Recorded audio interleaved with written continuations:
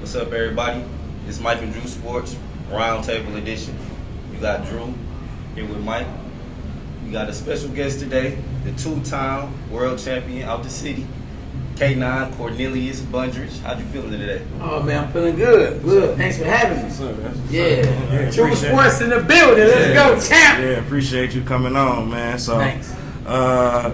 We just want to first, you know what I'm saying, give you your flowers. Yes, sir. With being like a Detroit legend, a crunk, boxing legend in the city. Let's go, champ. Already know. We grew up, you know what I'm saying, watching. Like the first time I can recall seeing you was like on the Contender. I'm like, oh, we got somebody from Detroit up here. Yes. So, you know what I'm saying, since seeing that, I'm like, wow, you know what I'm saying, you gave us a lot of hope. You know what I'm saying, how you fought up there. You was really, you know what I'm saying, like a dog for real. Yes. So how was that experience? Like, how did it come about with you, like, getting onto the Contender, you know? But, actually, when they did the Contender, they came to Detroit. And I was like, reality show, boxing, not real. But then, when I took my first L, I was like, and then the Contender came on and I turned it down. I was like, wow, I missed the opportunity. So the second season, I was like, the Contender, this time they wasn't coming to Detroit because they got big. So they went to New York. So I flew out to New York. And the lady, she remembered my first name. When she saw me, she was like, Cornelius. I was like, yes. You know what I'm saying? And boom, it went from there. Okay. So you got an offer for the first one, you turned it down. Absolutely. I turned season 1 down. Okay. So, the young man from here, shot me out, champ, But he got the opportunity because I turned it down, which was still good for him, though, Right. It's all lives matter. That's right. Yeah, how was it working with like Sylvester, Stallone, and Sugar Ray Leonard? Like? Yeah. Now, Sylvester Stallone was on season 1. The reason why they didn't have him on season 2, because he really thought he was a real boxer. Right. Like, even though he's in the Hall of Fame for the Rocky movie, he's not a real boxer. Right. So he was still an executive producer, but he had to play the backfield, which was good because then they took out all those different challenges and stuff. Right. Because on season 1, man, guys was breaking their back, doing all these different challenges and stuff. Yeah. And in the real world, we don't do all that stuff no more in the 60s. You know what I mean? Yeah. So, but yeah, I was thankful to actually share a ring with Sugar Ray Leonard, who I believe is the best fighter of all time. Right. And we all got our picks. I like Mike Tyson. One of my favorite fighters. I like Roy Jones. But pound for pound, Sugar Ray Leonard was the best. I mean, look at him, y'all. Right. Look at him. Yeah. So, I was gonna ask you that later on. But Yeah. Since you brought it up, what's your top 5 all-time pound for pound best boxers? Top 5, pound for pound. Now, even though I believe Sugar Ray Leonard was the best, my favorite fighter was Iron Mike Tyson. Right. Everybody wanted to be like Mike. I ain't talking about Jordan. Mike Tyson too. Right. Everybody wanted to be like Mike Tyson, Michael Jordan, Michael Jackson. You know what I'm saying? Everybody was moonwalking and everything. But no, I would say, as far as my favorite, Mike Tyson. Okay. My second favorite was Roy Jones. Okay. My third, believe it or not, Sugar Shane Mosley. Okay. He had that little fast little style, Sugar Shane Mosley.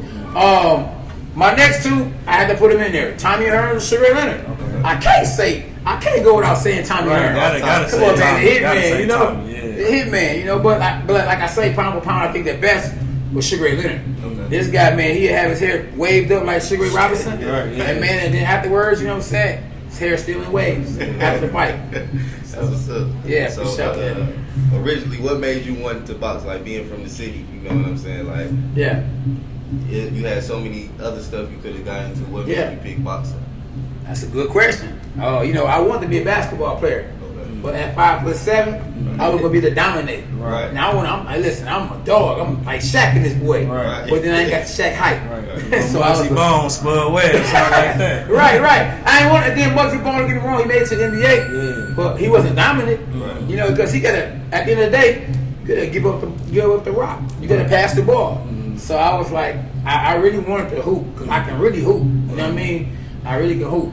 But it made more sense to be a boxer. Right. You know what I mean? And I was knocking guys out all the time. You know what I mean? The best street fighter in the world. Rest in peace to Kimbo Slice. Oh yeah. But I was the best street fighter in the world. The best. You hear me? But so boxing chose me. I remember a young man named Billy Summers. You know what I'm saying? He came and pulled up on me because he had heard about me. I was a knockout king. You remember the video game, the Knockout Kings? Yeah. They should have had me in it. I was a knockout king. That's right. So, and he was like, man, you want to box? I was like, box? I was like, yeah, I don't mind. He was like, you know what I'm saying? Who you think you can beat? Because I was a little arrogant. I didn't know that boxing was going to be that hard. He was like, man, who you think you can beat? I said, man, I knocked Mike Tyson out. And then I got in the ring and I realized, like, whoa, man, they hitting back. Right. They hitting back. Boxing a lot harder than I thought it was. Yep.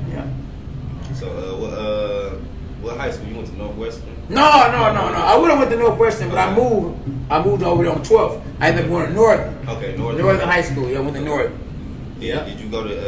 Because I couldn't find this information. Did you go to anything post high school? No. I went to Hutchins Middle School before I went to Northern. Okay. I went to Hutchinson. I went to McMichael Middle School. Yeah, I went to McMichael. So I was in that area. Yeah. When I got kicked out of Northern High School, I was actually trying to go to Central, but they wouldn't let me in there. And, it was meant for me to be a boxer because I only lasted in Northern for 2 weeks. Knocked somebody out, I was kicked out. So I'm in Job Corps, you know what I mean? Knocked somebody out, I'm kicked out, I got kicked out of Job Corps. I got kicked out of every place I went. Everywhere I went, every place I went, I got kicked out of because it was meant to be a boxer, a fighter, you know what I mean? And I thank God because in these days, all that fighting trying to be, you be done got up out of there quick. So thank God I was spared, and boxing chose me. Right. Okay. Yeah. I just want to ask, like, who are some of the fighters, like, when you first started your career that, like, inspired you, you know what I'm saying, to work hard and eventually become a world champ? Mike Tyson. Man, look, Mike Tyson, listen, he was a little guy compared to the guys that he was fighting, but he showed me the bigger you are, the harder you fall. And just because you're not the biggest don't mean you can't do as much as the biggest guys do or as much as the big guys do. So he inspired me, like this little guy knocking out these giants. I was like, man, I could do that. I want to be like Mike. So I started putting the gloves on and just started boxing guys on the streets, man, and was winning. Right. It's like, man, I'm like Mike in this boy, you hear me? Yeah. How did it feel like to get like your first knockout, like in the amateurs, like when you first knocked somebody out in the ring? Like, how was that? Man, listen, the manager I had, Billy Summers, shout out to Billy Summers. When I actually had my first fight in the Golden Gloves, man, he told me if I knock him out in the first round, he's gonna give me $200. So I was like, ding, boom, it's over, stop it, it's over. Right. I got that 200 quick. So my incentives made me a better fighter. Because if I knocked you out in any round other than the first round, I got $100. And if I knocked you out in the first round, I got $200. Right. So the incentive for me was greater than the guys I was fighting. So while they fighting for a trophy, they like, I want to get this trophy. And I'm like, I want to get this $200. Right. So I was more pressed for the knockout than they was. They just wanted to win. They just wanted to, I'm trying to get this money. You know what I'm saying? So, it made me a better fighter. Okay. Yeah. So just describe like the overall experience of like being a professional fighter, being in professional fights, like dealing with like your family and stuff like that. You know what I'm saying? Just overall, like just rate the whole experience of being a boxer. Well, that's a good question. You cannot, be with a weak family and be a boxer. Mm-hmm. Like the wife gonna have to realize, look, baby, you know what I'm saying? You might be hot and ready, but we can't do nothing. Right. Because I got a fight coming up. Right. And one thing I don't want to do is get knocked out. Right. More than getting money, I don't want to get knocked out. I want to win. Right. So, there's going to be times that the wife going to have to realize, or going to have to say, baby, she got to tell you no if you want it. Right. If she want to be successful, if y'all want to be successful, because, your knees will be weak. Remember SWV, weak at the knees? You be weak at the knees, you know what I mean? If you're doing this, before a fight. Right. So, so you got to have a strong wife, or a strong girlfriend before she becomes your wife. The whole family, it's a family thing. It's a family affair. Remember that music? That song, Family Affair? It's a family affair. So the whole team got to be good. The wife, the husband, and you got to push it. Like salt and pepper. Yeah, push it real good. You got to. Yeah. Yeah.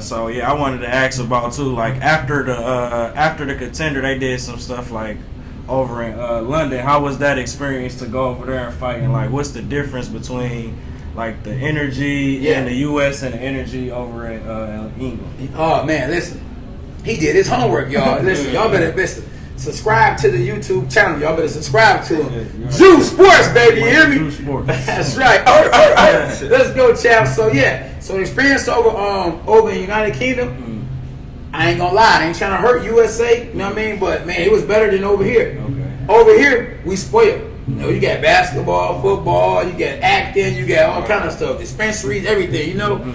But over in United Kingdom, man, they support boxing like never before. I was coming through the tunnel, and that reality show, they told me on a reality show that you're going to be famous, K-9. You know, I was a broke celebrity. I ain't gonna lie to you. Look, I went over United Kingdom, and they was going like this.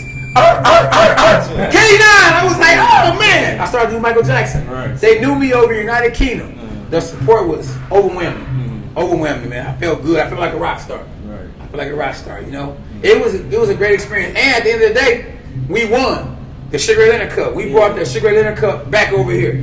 And guess who sealed the deal at the end? Yeah, I remember. Me. I watched it. You was the last fight, and it was like a tie or something, and then you was the last one, and took my man's down and got the dub. Got the dub. So if I wouldn't have won that last fight, we wouldn't have won the Sugar Ray Leonard Cup. Yeah. So Sugar Ray Leonard, shout out your boy K-9.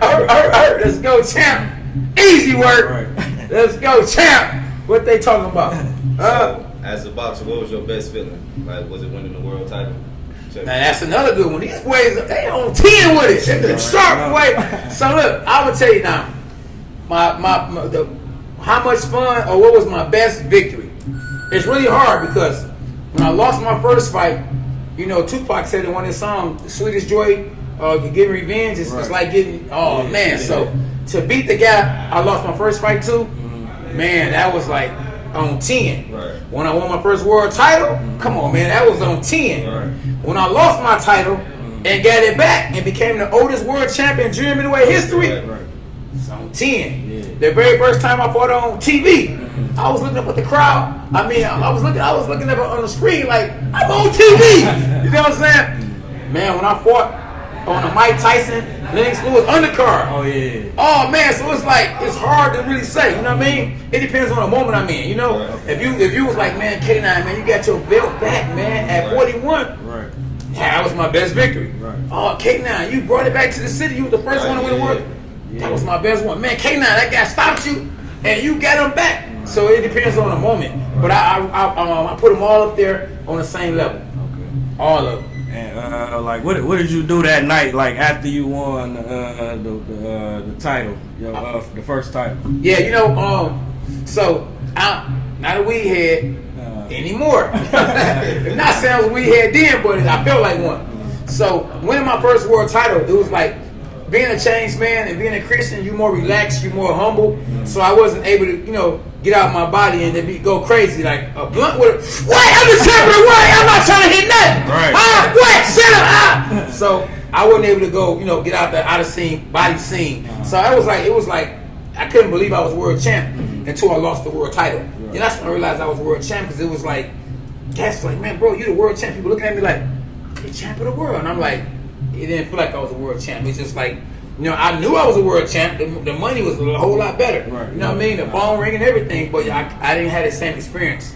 You know, I didn't realize it until I lost the title. Now it all kicked in. Nobody calling me. You know, they all gonna laugh at you. Remember the Carrie movie? Yeah. It wasn't a good feeling, but it's all good though. Yeah. I just wanted to know too, like this a personal question, like what's the difference between like the IBF belts, the WBC, WBA, WBO, like what's the difference between those belts? Now the WBC looks better. The WBA, see they all got their like it's all a race in all of them. So the WBO is ran by the Puerto Ricans. The Mexican, the WBC, which is the Mexicans run that belt. Suleiman, he's a Mexican. He love the Mexicans, you know. The IBF, the president is a black man. See what I'm saying? And I won the IBF belt. See what I'm saying? So it's you know they say race don't play a big part in a lot of things, but race do play a big part in a lot of things. Another thing about the green belt, you know, the Suleiman, who the Mexican, he loved super champions. So you know, look, Jake Paul, if you'd have beat Hakeem Robin Jr., they was gonna rate him in the top 10. Wow. So you know, they all about that money. You know what I mean? You gotta be Mexican, or you gotta be, you know, a big name. Right. So all of them are good because at the end of the day, you're a world champion. So you know, but I like the IBF better. So I won 2 IBF belts. And they gave a young brother, you know what I mean, that came from the hood, opportunity. So if you want to ask me which one was the best, the IBF. And it ain't just because I won a world title. They gave you opportunity. You know what I mean? It wasn't about, you know what I mean, the color you was. It wasn't about, you know, you had to have 1 million subscribers or 1 billion subscribers. It was about your hard grit, your determination, your work ethic. If that makes sense. Yeah. It makes sense, yeah. So what you've been basically doing, I know a little bit, but you could just tell the people. Since you've been retired, what you've been doing post-boxing. Okay, now, it's another good one. I ain't retired yet. So I saw that too. I didn't, because I want to fight my last fight. I was going to fight September the 16th at Motor City Casino. You know what I mean? But, you know, everything didn't work out, so I'm going to push it back and probably go maybe in December or October. Or I might wait till I'm 50 and retire at 50. Since 50, you know what I'm saying, took my name, you know, and put it in the BMF movie. You notice it was a character named K-9. And I mean, he was going to do some business, you know what I mean? Or he thought he was going to do business. So maybe I'll retire when I'm 50. You know, shout out to 50. I'll let your boy. And I see back in like 2013, you fought like Jermell Charlo. So how was it like fighting him back then when you was like 42, he was 25, and to see like his growth coming up now? Yeah. It was actually Jamal. Then they get it mixed up. Okay. Yeah. I don't know if you say Jamel or Jamal. Jamal, yeah, okay. Jamal, they twins. Well, you know what? He caught me at the right time. Yeah, he caught me at the right time. I was preparing to fight with him. And I was sparring with a guy that named Anthony Durrell, and I had got cut. So getting cut, I had to wear the hair gear you couldn't see out of. So I got caught with a body shot out of this world, man, like I broke my ribs. But I didn't want to cancel the fight. You know what I mean? Because it was going to be some good money involved. At the same time, I felt like I could beat him. I was like, man, he's just, you know, he's a kid. He ain't, you know what I mean? So when I got in the ring, I remember the day before the fight, I was like, I'm in trouble. Because I knew my ribs was messed up, and I knew in training camp, I had a bad training camp. You know, you're only good as your training camp. If you have a bad training camp, you're going to have a bad fight. If you're in there with somebody that can really fight. You know, but I'm happy for him because the better he do, the worse it don't look on me. You know what I mean? So if he go out and be the greatest, and I'd be like, man, so K-9, you fought Jamal Charlo? You know what I mean? Just think about it. If you fought Muhammad Ali, it don't matter if you won or lost. You fought Muhammad Ali. You fought Mike Tyson. So I want him to do good. After the fight, he respected me. He said, man, you know what? I respect you and I really want to be like you. Because, you know, he said he want to be like me because I'm faithful to my wife. You know what I'm saying? And he probably be dipping and dabbing, you know, all in the way. And he want to be settled down, you know? So, you know, hey, I had it for him, you know what I mean? But, you know, I would have whooped that trick in a rematch. In a rematch, you know, I would beat your butt, boy, you know? But I didn't have opportunity, you know what I mean? When you get 42 years old, you start getting older, you got to calm it down some. I want the Jake Paul route. I want to fight Jake Paul. Jake Paul! Hey, I want him. You will knock him out off top. It's over. It's over, champ. Let's go, champ. Who is your top 5 like boxers in Detroit right now, or upcoming boxers in Detroit right now? Top 5. Because you know you gotta keep Tony Harrison out there. You know he ain't the current world champ. Right. He's still up there because he, you know what I mean, he got the name right now. You know he got a good chance. Hopefully he can get that Danny Garcia fight. Right. You know what I mean? Because Danny Garcia, he went to the fight. And it seemed like it was gonna be a call out for Danny Garcia and Tony. Right. Yeah. He went the other way, like, oh man, because he had problems with Billy B-Dad. Right. So he knew he was gonna have problems with Tony Harrison. Yeah. But I would say my son, Lil K-9, Beast. Hashtag Dogs Us. Lil K-9, Lil Tony Harrison. Out of Michigan, you gotta come on, man. Clarissa Shields. Yeah. She gotta be like number 1. You know what I mean? Because listen, her resume is better than anybody's resume in the world, not just in the city or the state. Clarissa Shields. Right. Oh man, go. She gonna whoop Savannah Marshall. Whoop that trick. Whoop that. So that's 3 right there, right? So we got 3. Who else we gonna say? I'm trying to figure out a 4th one because it's kind of thin. It ain't like, you know what I mean? We're all over the place. There's so many. There's too many, and we all spread it out. Right. Who we gonna say number 4? I'm trying to think of somebody. Number 4. Y'all know somebody? Y'all tell me. I don't be going to fights like that. You probably named the top 3. Yeah, I just wanted to see like some of the Yeah, ones that three. you were seeing Yeah. like running to like in Michigan. Detroit, Right, I have to say Jericho. Mm-hmm. You got Jericho. You go Jericho. That's 4. And or it could be just. oh, you know coming what? up- Matter of fact, I gotta say my little man Marlon. Okay. Marlon. Yeah, Marlon. They call him Marlon the Savage. Marlon the Savage. He another one. Yeah, Marlon. He doing real good. He undefeated, out of world best boxing gym. Where I won my world title at, you know, on the wall. You already know that. It's all good, you know. Yeah. So they got my 5 right there. We got Marlon the Savage, Harrington. We got Tony Harrison. Yeah, we got little K-9. Oh yeah, we got Clarissa Shields. Oh, you all gonna say the best for last, because she doing the best. And so Clarissa Shields, and we got Jericho Quinn. There you go, top 5. You know, I saw Candy Bar Dennis Rodman before. Oh, for real? I remember when he first was playing with the Pistons, and you know this one he was wearing an Apex. Remember the Apex? He had the Apex on. He ain't had no blonde hair, none of that, no tattoos. This one he was sane. You know what I mean? And he was, I think, you know, he was with his wife, or at the time was girlfriend. Yep, yeah, he was a good dude. Everybody bought a candy bar for me that day. I was like, man, Dennis Rodman here. Where did you see him at? It was at 1212 Mall. Okay. 1212 Mall. Yep, I remember. Yeah, Dennis Rodman. That's a classic moment. Classic right there. moment, yeah.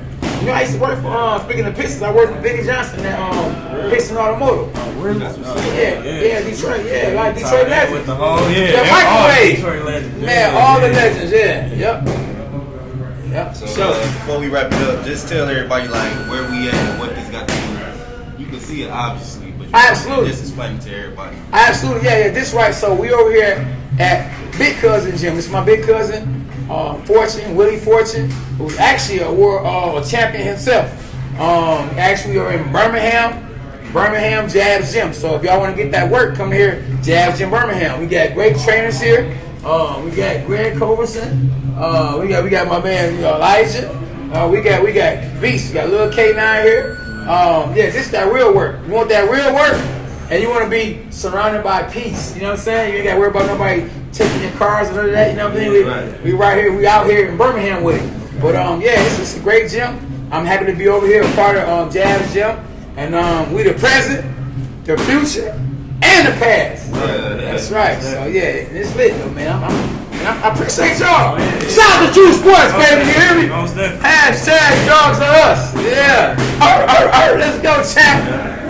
He keep working. What's wrong with him? Let's go, champ. Yeah, that's a wrap. You know what I'm saying? You got anything you want to say? Anybody want to say before we? Yeah. Oh, follow me at K-9 Boxing on Instagram and on YouTube. YouTube. Or you gonna get knocked out. You already know. Shout out to K-9, Mike and Drew Sports, man. Shout out to everybody. Make sure y'all subscribe to our YouTube, Instagram, Mike and Drew Sports, Twitter. Follow us on Apple Podcasts. You know what time it is. Shout out to the cameraman too. Let's go, champ. The invisible man. Let's go, champ. That should be good. That should be good.